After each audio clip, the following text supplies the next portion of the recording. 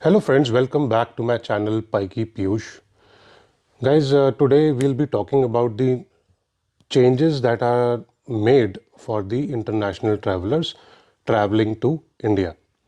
So currently there are again changes made to the guidelines, and as per the latest guidelines issued on the evening of 28th of November 2021, the latest guidelines are as follows. So just ensure when you are trying to, reach India, if you are going to India, just ensure you follow these guidelines to avoid any issues. So first thing is that you have to get a negative RT-PCR test report while traveling. You have to carry that.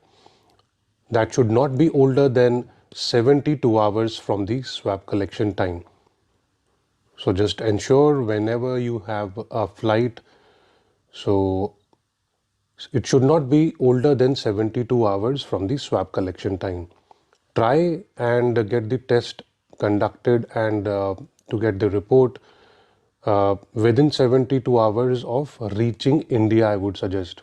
When you are reaching India, it should fall within the 72 hours. So if it is manageable, that is awesome.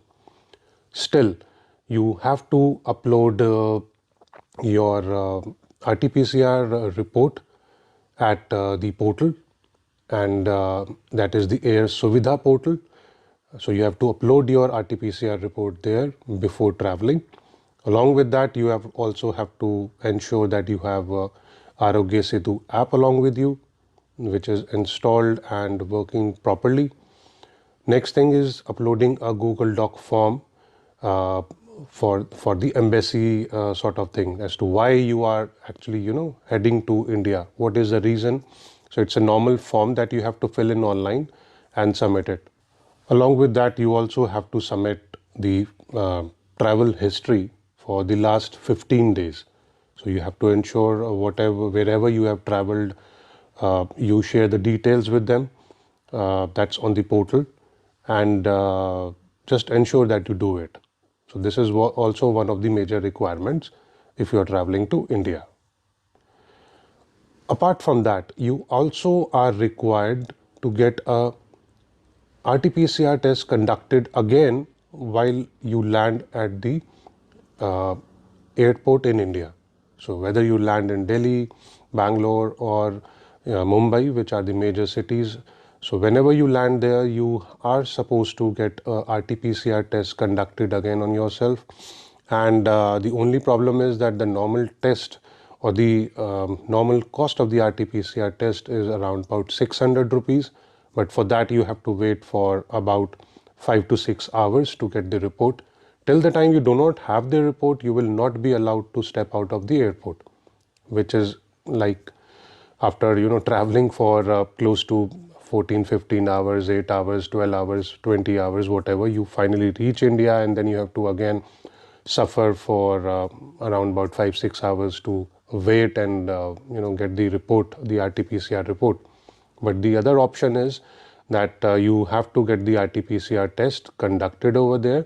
That is a rapid test which cost you around 4,500 Indian rupees, and the normal test is for around about 500 or 600 Indian rupees.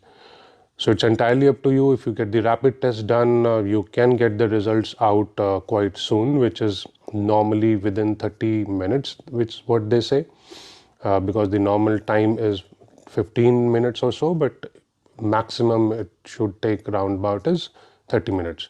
So in case you are tested negative, then you will be allowed to go out. If in case you are tested positive, so you will be isolated.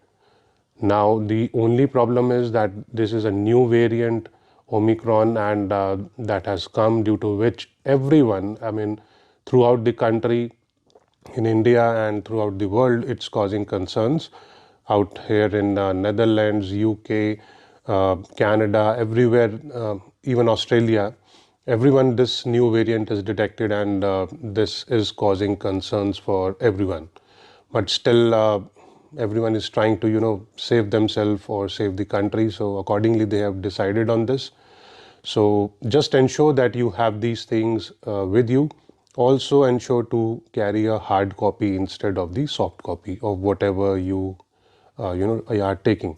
Even the RT-PCR report or the Google Doc form, just have it handy with you. Even when you upload the Air Suvidha, the RT-PCR, just have a snapshot over there and take a printout. So that's all you can do. So just ensure that you have these things handy to avoid any issues while or after reaching India, while traveling or after reaching India.